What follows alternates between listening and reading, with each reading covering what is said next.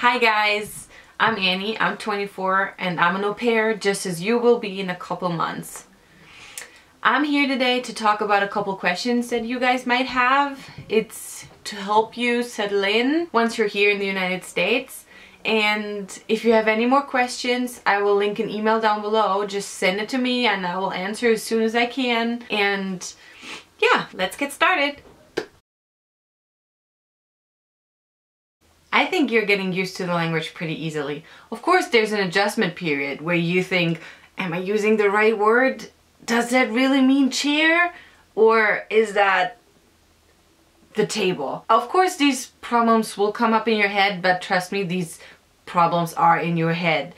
Your host family will help you, and even if you have older children, a newborn might probably not be able to help you, but definitely the older children, they will help you find the words too. Use your hands, describe what you want, or the word you don't know, point at it, just go with it, and you will get comfortable pretty easily. There are two types of classes you can take. The weekend classes are especially provided for au pairs, so only au pairs attend these classes and they are in different cities. For example, the National Louis College offers a variety of dates throughout the year at a variety of locations in the US. So you can make a trip out of it. Go with your friends, make a road trip, I don't know, but just have fun with it because these classes can be a vacation to the Niagara Falls, or they can also just further your knowledge about the American history. So just enjoy it. And your second option is to go to a local college in your area. These colleges offer a lot of different classes. Many of them fit the requirement of the agency.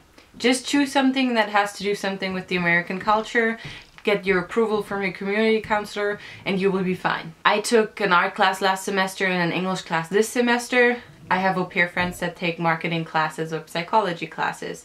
Just look for a class that fits your schedule and fits the requirement, and then you will have a great time. What I think is the best about the actual college experience is that you will meet local students. Of course, the downside is that you might have to take a quiz or two and that you will have homework and maybe midterms, but you will get to experience the actual college life and not just a weekend with other au pairs. Just choose whatever you prefer depending on how much time you want to invest, and then you will have a great time. College life here is really cool.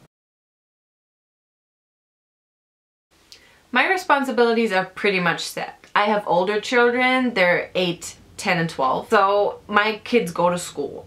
My responsibilities are in the morning to wake them up and get them ready for school and of course drive them to school, and then I'm off from 8 to 3 usually, which is also the time that I take my classes. After 3 I pick them up from school. My kids have a lot of activities, so the biggest part of my day is just taking them and getting them from the activities, and sometimes make dinner in the evening. If we have a day or a time where we're home, we're just gonna play a game, or I make sure they do their homework. My responsibilities are really routine. But for the au pairs of you who will have younger children, I can just give you the tip to make your day fun. Because with younger children, you have often the problem that they can't talk back to you. You can't really be crafty all of that much. So just put them in the stroller, go out, and just make your day fun, because it's also gonna be more fun for you than just doing the same thing every day. Your au pair meetings are once a month. Of course, you can always talk to your community counselor. Ideally, you have their phone number. But your au pair meetings are definitely once a month.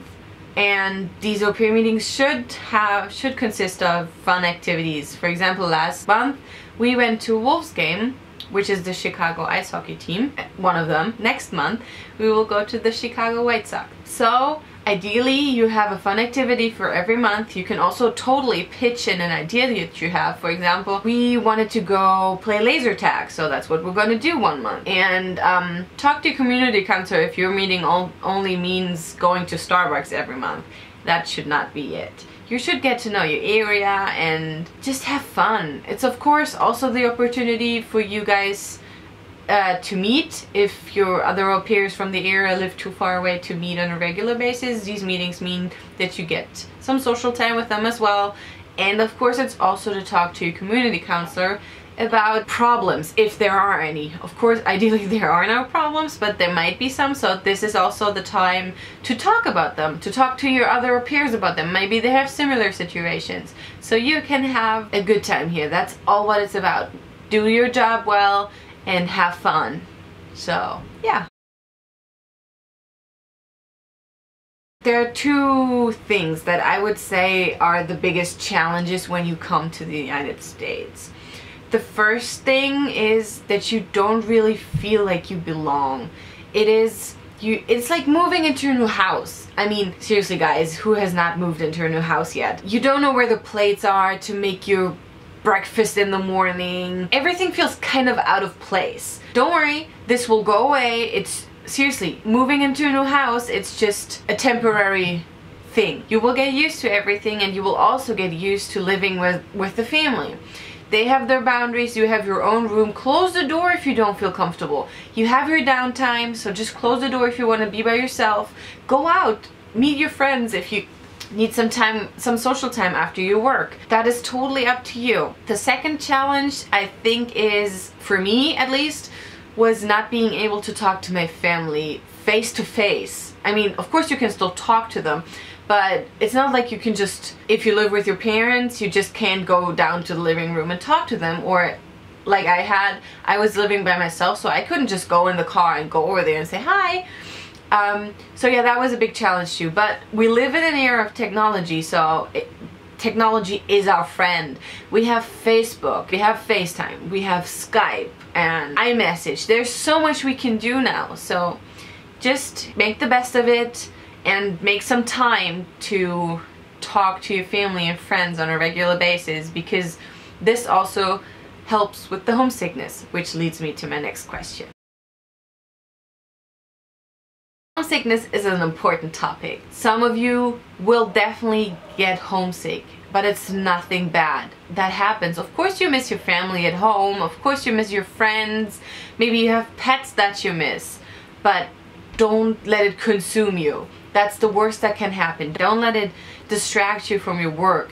Let your work distract you from your homesickness. It is so important that you talk to your host family about the way you feel, because they will notice if you're sad. They will definitely notice, and if you don't tell them what happens or why you're sad, they will think it's because of them. Do you really want them to think they're responsible for you being sad? Talk to them. Maybe they have a technique to distract you from your homesickness. They probably had other au pairs, former au pairs, that went through the same thing. Just talk to them, and also talk to your family. Tell them they're homesick. Maybe they have something that will help you. It's a tip, take your favorite pillow from home with you so you can snuggle up to it, and that will remind you of home. But also, distract yourself. It's very important. Just distract yourself. Go out, go to the playground, go to the gym. Workouts always help. They get endorphins and they will help you. Just don't let it consume you. At last, 3 tips. Be flexible, be open-minded, and communication. These 3 things are essential for being an au pair. Flexible, don't expect too much. Come here with, I don't know, maybe one expectation that you want to have a good time. Then you will have a good time. But don't come here with all these expectations like you want a car every day. You want to be able to spend your weekends off. You want all the food that you want every day and you do not want to pay for it. Don't come here with expectations. That's not going to work, and you will only be disappointed. Come here, be flexible, and don't expect too much. And if something happens that you didn't expect, be open-minded about it. Be open to things that weren't on your schedule, or if the family asks you to work a little later than usual, just do it, and they might come towards you in another topic. It's very important to be open-minded and flexible. And communication is probably the biggest tip that I can give you. Always talk about everything. Talk about the boundaries you have. Talk about their boundaries. Talk about what you can allow the kids, what you should not allow. Talk about if you can borrow the car if you don't have your own. just talk in general about it. Maybe set one day a week where you sit down after work with your family and talk about what happened the days before and where you might be able to improve. And the month that you spend here will be the best of this journey. You have a wonderful journey in front of you and you will have such a great time.